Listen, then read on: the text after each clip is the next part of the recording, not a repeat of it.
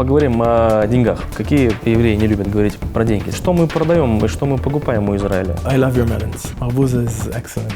Водный дефицит в Центральной Азии. Как Израиль может помочь Узбекистану с этой проблемой? Sometimes countries have water, but they don't treat them well, or there is a waste of water. Израиль закрыл офис ближневосточный ООН. Почему так произошло? UNRWA had become a part of this terroristic system, and we have to stop it. Our war against this is a war of free democracies against terrorist organizations. It's not a political goal of achieving or carving this territory or that territory. We didn't seek this war, and it was imposed on us by Hamas, by Hezbollah. In this hard time, we need to do what we need to do, and we sacrifice our children, our people, not because we want, but because it was imposed on us.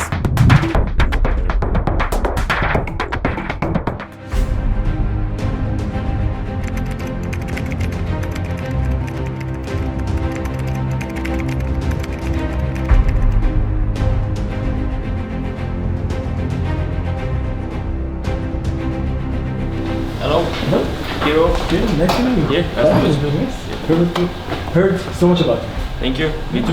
Господин посол, в чем отличие еврея от израильтянина, как вы думаете? An Israeli is a citizen of the country of Israel, and he doesn't necessarily have to be Jewish, but he's a citizen of the Jewish state. A Jew can be a citizen of many countries, but it has the heritage of the Jewish people. Israelis and Jews are connected historically. Israel is the country of Jews and can be the country of every Jew who want to live in it. So we have this bond between us, but it's not necessarily the same. По приезду вы встречались с главами местных еврейских общин. Чем занимаются еврейские общины в Узбекистане сейчас? The heads of the Jewish community over here are, I think, the main priority is to maintain Jewish life in Uzbekistan and make sure that the long history of Jewish life, starting from back thousands of years, will continue. It's important that Uzbekistan will continue to have vivid Jewish life, and it will not be a part of Uzbekistan history, but a part of Uzbekistan present and future. Насколько они активны здесь? Проводят ли какие-то мероприятия? I'm invited to events by the Jewish community, mainly in the holidays, Jewish holidays. We just celebrated 3 main Jewish holidays, and I've participated in the community's activities. Вы знаете, сколько сейчас евреев в Узбекистане? Потому что к концу 90-го года, 1990-го, их было в районе 65 тысяч. Есть ли цифра, сколько сейчас осталось? The number of Jews in the country varies on what is the system that you count them, whether they have Jewish ancestors or they're active in the community. There are different estimations of the population, but they are all around several thousands. Что вы слышали про Узбекистан до назначения? Как вообще вы узнали, что вы теперь посол? Это же ваша первая миссия, как посла, в принципе. It is my first mission as ambassador. I wanted to be in Uzbekistan as an ambassador. I requested for it and was very pleased that I was nominated. I've learned about Uzbekistan history. 20 years ago, I visited Uzbekistan as a tourist. I went to see Khiva, Samarkand, Bukha in Tashkent, and I fell in love with the country and with the people of the country. So, to be honest, as part of my diplomatic track, there was always this sweet spot that I wanted to get here, and I achieved it. So I'm thrilled to be here. Интересная система. Вы же также и осуществляете посольскую деятельность и на Таджикистан тоже. Indeed, I was nominated to be an ambassador accredited to both countries, Uzbekistan and Tajikistan, and I'm looking forward to be fully accredited by the president of Tajikistan very soon. Планируется ли посольство отдельно в Таджикистане, или все будет проходить через Ташкент? No, the way we work is sometimes we have one embassy for a region, and therefore we work as an embassy to represent the Israeli interest in Uzbekistan and Tajikistan. We work from the same place, with the same team, but with 2 missions. Какую задачу поставило перед вами государство Израиль на этот регион? My main task is to make sure that the friendly connection between Uzbekistan and Israel, or Tajikistan and Israel, will remain and develop. The most important thing is to continue a good, positive trajectory for development of relationship that includes commerce, and that includes political relationship, Jewish community relationship, academia, all kinds of cooperation. In the latest year, there is more and more understanding in Israel that Central Asia has become part of the closer region The world has shrunk, and now Central Asia is considered the closer region of Israel. So we want to invest more and more in our relationship with Central Asian countries. Задачи, которые перед вами поставило государство, и те, которые вы перед собой поставили, не отличаются? I am an ambassador 24/7, but I enjoy my work, so I guess my personal tasks are also part of my job, and my job is also part of my personal life. But if you dig in a bit, personally, I want to get to know as many people as I can and to experience living in Uzbekistan, not as a foreigner, not as an outsider, but as a part of this country. Вы собрались учить узбекский язык. Зачем? I'm still looking for a teacher. So, Как-то вы планируете освоить его за 3 года? yes, I plan to learn Uzbek. I had a debate with many colleagues, which is better to learn, Russian or Uzbek. But I told you, I want to get to know this country in depth, and I think that speaking the local language is the best way to get familiar with a country's culture. Вы же знаете фарси, судя по вашему резюме. I've studied some Farsi in the university. It was a while ago, so I didn't use it for a while and I forgot. But I intend to start reusing it when I visit places like Bukhara and Samarkand. Была возможность по Ташкенту поездить, попутешествовать, посмотреть город? Есть что-то, что вы отметили, что вам нравится? Yes, I've made it a habit to try to see the city, different parts of it. One of the places I visited that made an impact on me was the Museum on the Memory of Depression. I was really touched by the story, or the national story of Uzbekistan, and I've actually found a lot of similarities to the Israeli national story. Достаточно серьезный вопрос. Я хотел бы, чтобы вы на него ответили максимально широко. Каково это быть израильским послом в мусульманской стране? It's an honor and a pleasure. Look, Kirill, we have 20% of our population in Israel that is Muslim. It's not a strange thing for us. Israel is located in the heart of the Middle East, which is a majority of Muslim. I know Muslims, I communicate with Muslims, and to be honest, it's not that of an issue. The differences between the cultures could be found everywhere, and I think that there shouldn't be any problem for a Jewish Israeli ambassador to serve in a Muslim country. I do want to note, though, that when I say it's an honor is because Uzbekistan was one of the first Muslim countries that had diplomatic ties with Israel. So in that essence, they were pioneers. And we shouldn't forget it as Israelis, and we always cherish this unique relationship. В последнее время отношения, в общем-то, не особо теплые. Вам так не кажется? Я не говорю, что они плохие, но в целом активности особо не наблюдается. I would not necessarily agree with you. I was warmly welcomed by the president and by the minister of foreign affairs and other ministers I've met, and by different communities in Uzbekistan. I feel as ambassador that there is an essence of appreciation and respect between the two countries and between the two populations. I do agree that the exchange of governmental officials between the countries that sometimes can represent the warmth of the exchange wasn't that extensive in recent years. But if you look to the past, there were a lot of exchanges between professional ministries. Of course, the visits of the two presidents. I'm looking forward to having an opportunity, hopefully soon, for some Israeli officials to visit Uzbekistan. You know, in the last year, Israel found itself attacked and in the midst of a war. And it's not easy. I don't think that things can go as usual. So yes, visits of Israeli officials in the last year were dedicated to places that dealt with issues of the war and solely for that purpose. I do hope that when things come down and when we'll achieve our goals in these military operations, we can go back to having and seeing more exchanges between the two countries. Хочу поделиться замечательной новостью, друзья. В Узбекистане появилась новая медиа. На днях вышел первый номер издания политически-аналитической направленности «Политик Центральная Азия». Издание представляет собой качественную площадку для глубокого анализа актуальной повестки стран Центральной Азии. Команда профессионалов проделала большую работу, создавая контент, который действительно востребован и необходим. «Политик Центральной Азии» выпускается на 2 языках – русском и английском, что делает его доступным для широкой аудитории. Первоначальный тираж составил 3000 экземпляров, второй номер обещают в районе 4000. Читателям предлагается уникальная аналитика, которой действительно не хватало на нашем рынке. Печатная версия издания бесплатна, ее можно найти в более чем 120 точках города. города, от министерства до посольств, от банков до бизнес-центров, а также в поездах в Россию. Кроме печатного издания, уже в ближайшее время будет доступен современный сайт и мобильное приложение, чтобы читатели могли получать качественный контент в удобной для себя форме. Политик Центральной Азии обещает стать ведущим аналитическим изданием в регионе. Давайте поговорим о деньгах. Какие евреи не любят говорить про деньги, скажем так. Торговля за первые 8 месяцев, она уже превысила оборот, как за весь прошлый год. Чем Узбекистан и Израиль торгуют? Yeah, I think the figures are pretty right, and I actually want to add to that if you look at the 8 months of last year, the first 8 months of last year, you'd find it's almost a half of what you have this year. So hopefully by the end of this year, it won't be such an increase. It will be actually double the trade between our countries. When you look at the trade between our countries, it's growing. It has a good trajectory over the years. It's mainly about agriculture products, fresh agricultural product. We export machinery to Uzbekistan. We import some goods and materials for industry from Uzbekistan.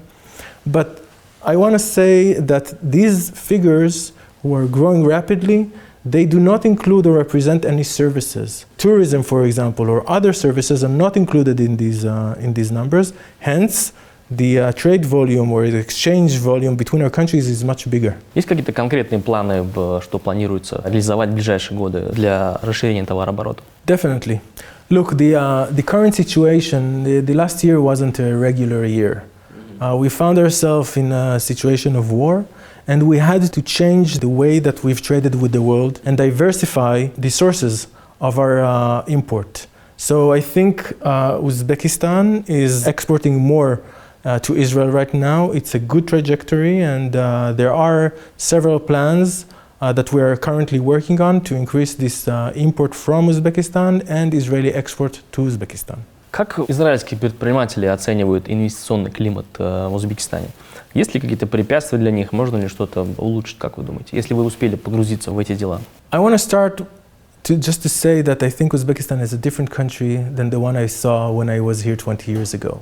It's much more open, it's much more active, and it's much more accommodating for international investments and works. I think that Israeli businessmen at large took the time to understand that, and the interest is growing now, and I hope that this will bring more Israelis to work in Uzbekistan right now and to cooperate in joint ventures. I think that the fact that we have so many Uzbek people working in Israel is helping to familiarize Israelis with Uzbekistan.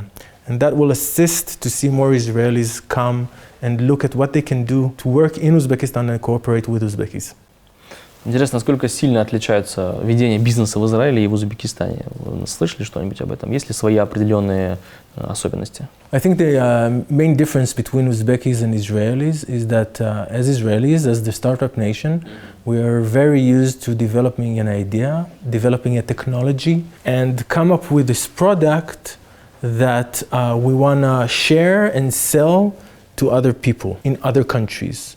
I think the economic acclimate in Uzbekistan is more, the tendency is more to look at first investment that come into the country. And I think that over here we need to find the mechanism to make it work, because we come with a product, not with an investment.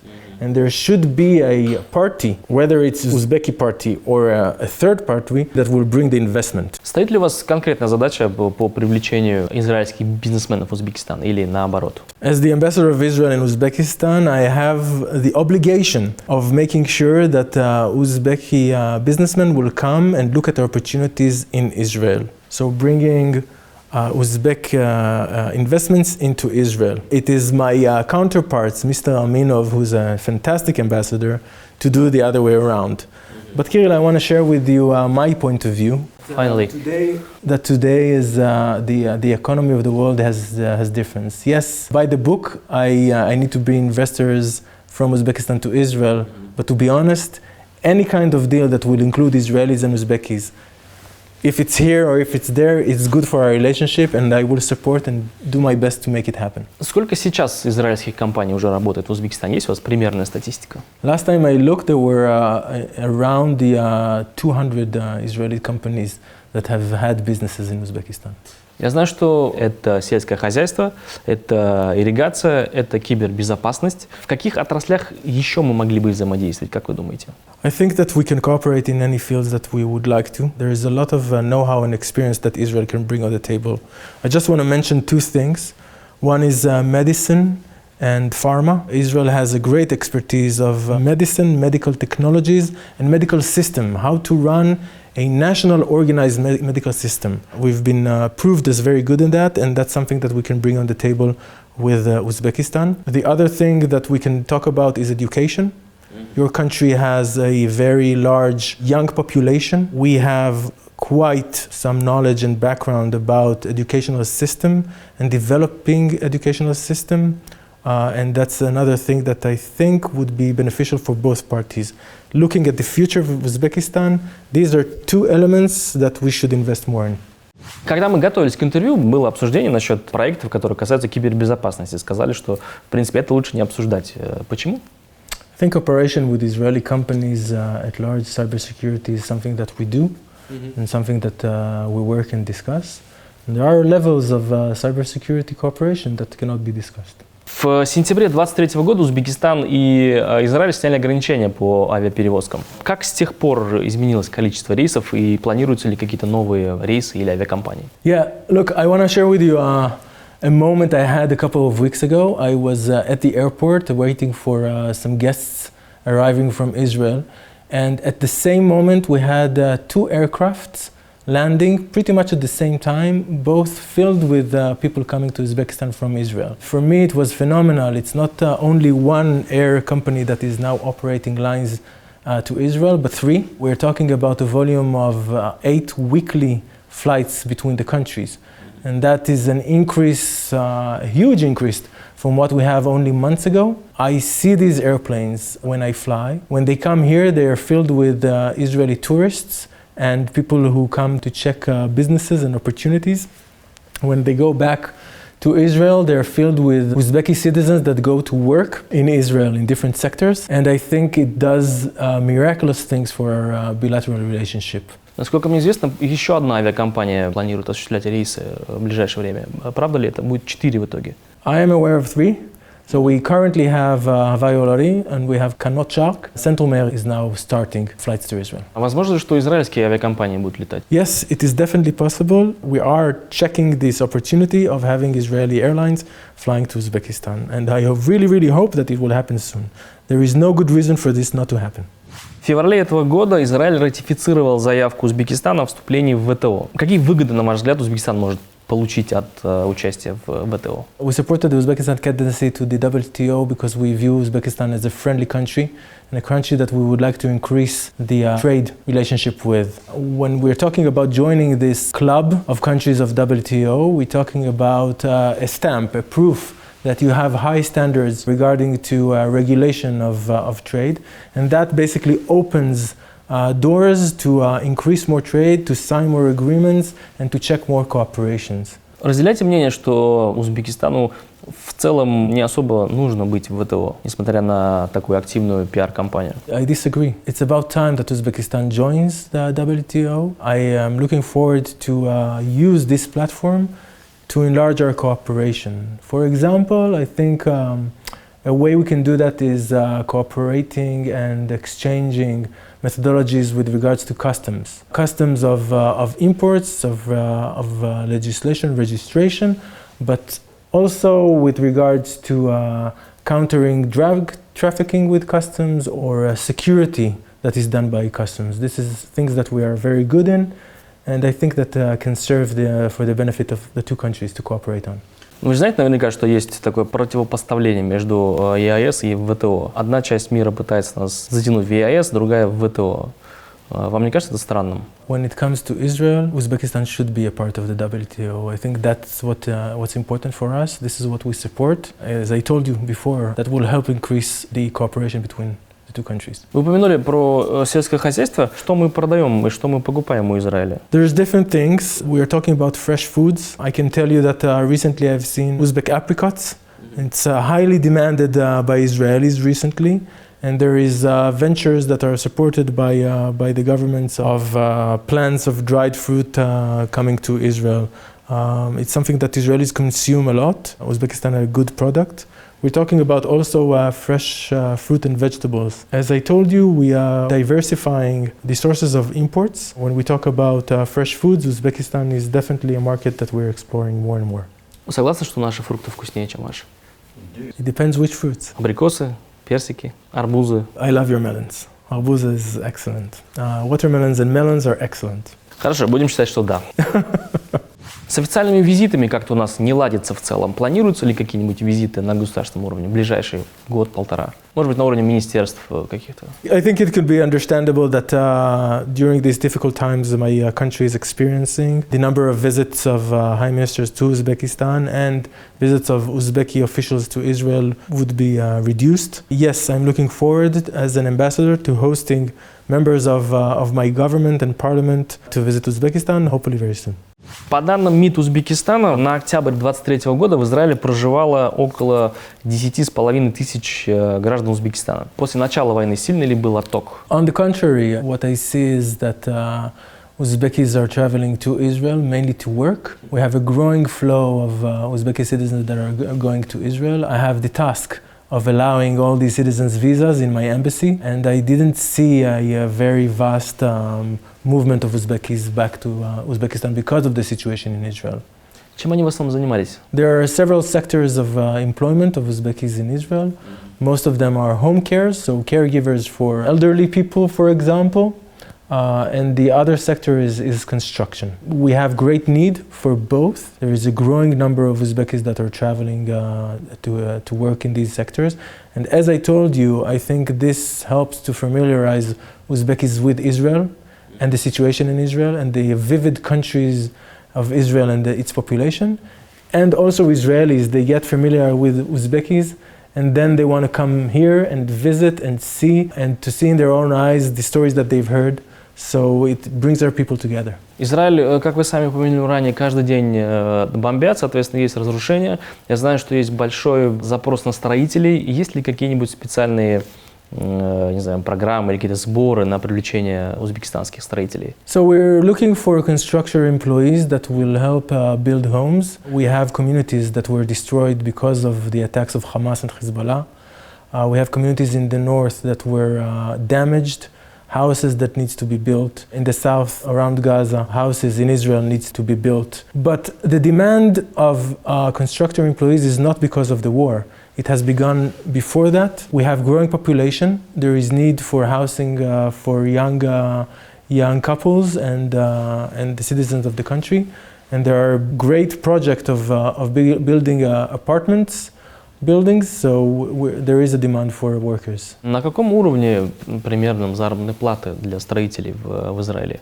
Сильно они отличаются, допустим, от заработных плат в той же России, скажем так? I'm not familiar with the amounts that they earn in Russia. But I think that overall the salaries that these employees, whether it's in the sector of caregivers or building, constructors, it's sufficient salaries. They can live in Israel while they work and also get money back to their families that are still here. Я правильно понимаю, что большинство людей, которые выезжают как раз-таки на работу в Израиле, это все-таки женщины, чтобы быть сиделками, нянями? Yes, but it's not 100%. There are also men that work as caregivers for elderly people and handicapped children, for example.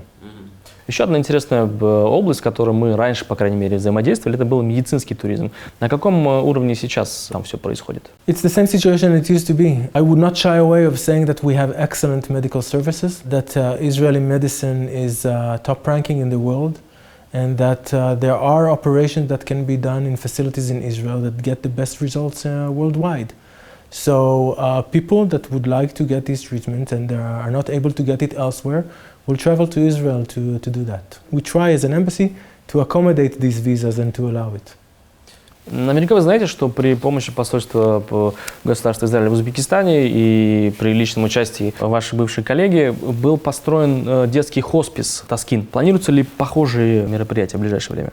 Интересно ли вам вообще это заниматься? Definitely. I think it was a remarkable project. One of the best examples of bringing Israeli expertise of how to run, what the methodologies of work in this kind of a hospice, to the first one that exists in Uzbekistan. This is a fantastic example of how Israel can share experience and help Uzbekistan. Yes, I will be more than happy to continue this cooperation and to enlarge this cooperation to other sectors of medicine. For example, cancer treatment. This is something that we do as well, and I think that can, again, be very beneficial over here as well. Водный дефицит в Центральной Азии – это тема, которая широко освещается, она всем известна, на слуху. Как Израиль может помочь Узбекистану с этой проблемой, как вы думаете? It would not be news that if I tell you that Israel have succeeded in turning desert to a flourishing land. It's part of our national story, and you can go and actually see it. It's not just a story.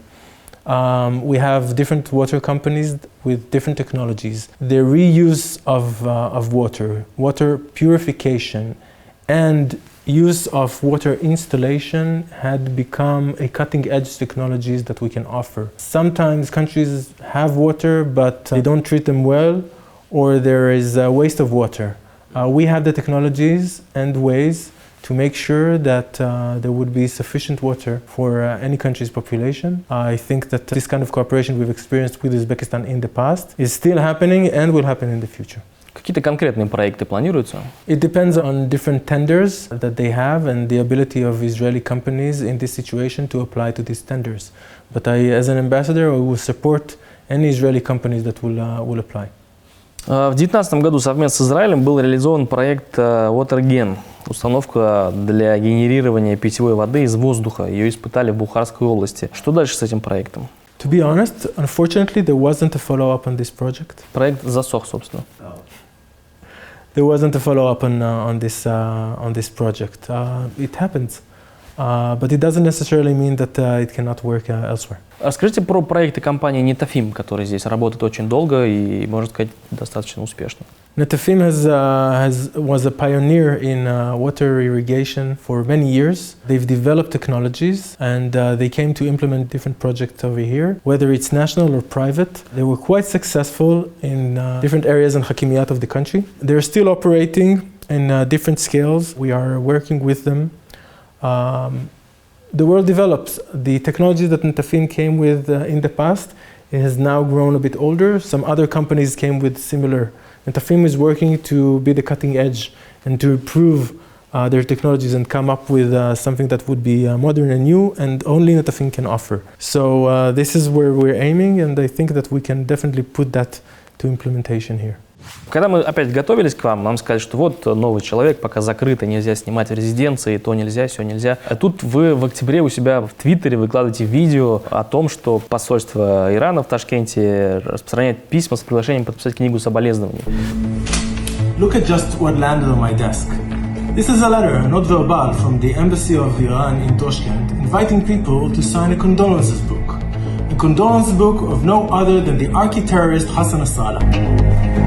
Hassan Nasrallah, the Secretary General of the Lebanese terrorist organization Hezbollah, the person in charge of killing in terrorist attacks thousands of people all over the world. This only shows to you what the bond is between Iran and their terrorist organization.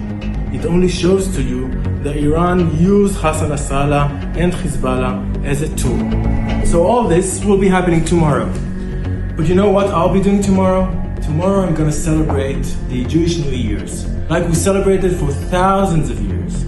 This to show to you that Iran's wish to destroy Israel is not going to happen. They just shot missiles on Israel, 180 ballistic missiles on Israeli civilians.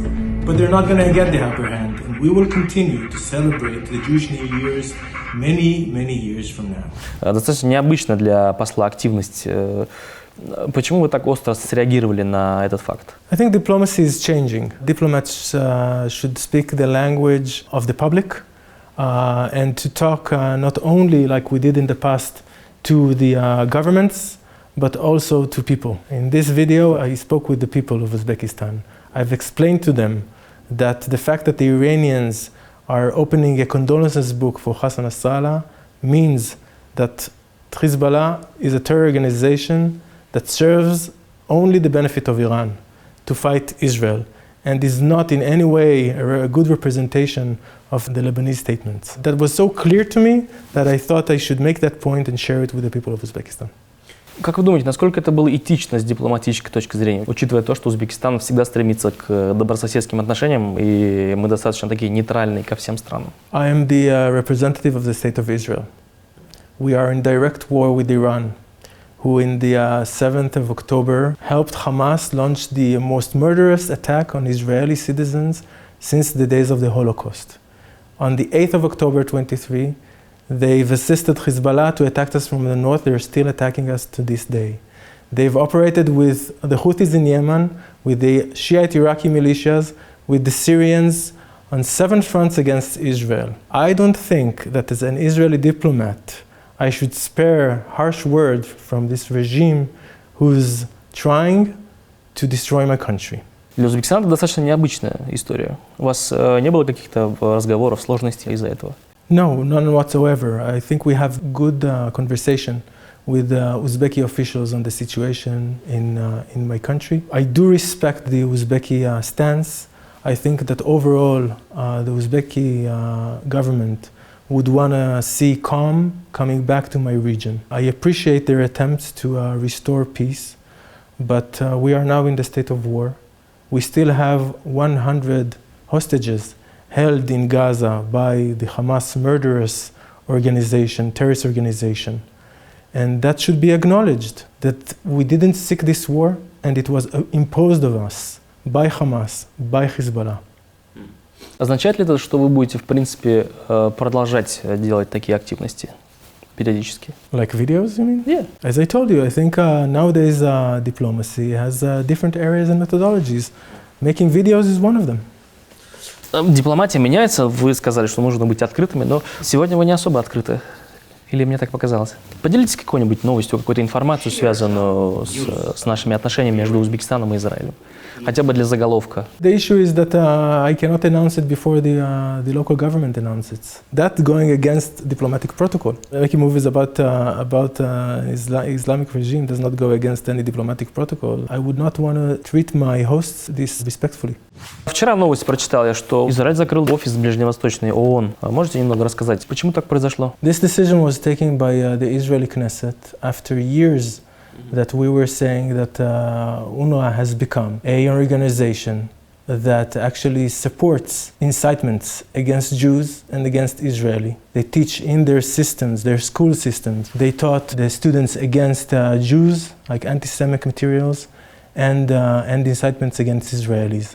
They've made themselves available to shelter Hamas's activities. Hamas was hiding ammunitions and planning attacks from beneath UNRWA's schools and UNRWA's medical clinics. And at the war, we've seen that it was UNRWA's employees that were participating in the attack of the murderous attack of 7th of October. There were several terrorists that were members of UNRWA. And the UN, unfortunately, did not condemn it and did not hold UNRWA accountable for these actions. Actually, the different announcements, mainly by the Secretary General of the UN, talked about these terrorists as colleagues. And they condemned when Israel operated against these terrorists. So in the end of the day, what we found out that after all these years, UNRWA had become a part of this terroristic system, and we had to stop it. We had to operate against it. And what we think is that the world should acknowledge that UNRWA needs to be accountable. When we gave the names of 100 terrorists that are members of UNRWA to UNRWA, they did nothing about it. I want to make sure just to say that we do think that the international community's systems to help the Palestinian population should continue to work. But there are other organizations that can do that, such as the World Food Program. It doesn't have to be necessarily UNRWA. And it cannot be that we will cooperate or allow the activities of such an agency that has proved that it is sheltering terrorists. Look, one of my positions as a diplomat was to head the Department for Political Affairs in the UN for Israel. And I've seen in many cases how Israel is mistreated in the UN, how the reports of UN bodies regarding Israel and regarding other countries are slanted. The UN currently is not a perfect system and should be reformed in many, many ways.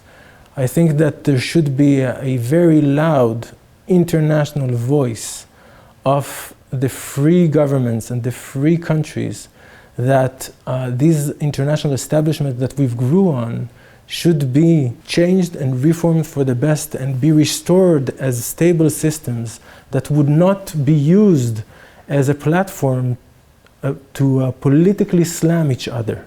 That is wrong for the international order. And we need to restore confidence in this international order. Последние события в мире, будь то война в Украине или в Израиле, в Палестине, показывают всему миру, и нам с вами в том числе, что абсолютно не остается никаких авторитетов, будь то ООН, будь то свобода слова, будь то человеческая жизнь. Как вы думаете, к чему нас это может в итоге привести? I don't necessarily agree with you. I think that the importance of freedom of the rights and the freedoms of peoplehood, the importance of human life are still ideas that humankind can stand behind, that people aspire to, that people that in different countries and different cultures would like to see. I think these are difficult times. It's difficult times worldwide, as you mentioned. It's difficult times for my country. And I think that people can act and work and fight for their freedoms and make sure that these ideas will continue to guide the governments and the international community. I agree that if we lose the sense of these values as important, it will drag humanity to an overall war that will last for too long. But I am optimistic. I think we're not there. I think that this can change and can be restored. Завершим, наверное, таким философским вопросом. Каждый день новости смотрю, читаю, будь то какие-то происшествия в Израиле или в Палестине, или там в России, или в Украине, гибнут молодые, красивые люди, которым еще жить и жить. Все эти события, все эти цели, о которых вы говорите, они стоят того, как вы думаете? Let me be very clear. The war that we're conducting in Israel is not a methodology of achieving a political goal. It's something that was imposed on us. It's a terrorist organization that opened fire after planning this for a long time and came with a rampage to kill as much as Israelis that they can, to abduct 250 Israelis, 100 still kept in Gaza. Our war against this is a war of free democracies against terrorist organization.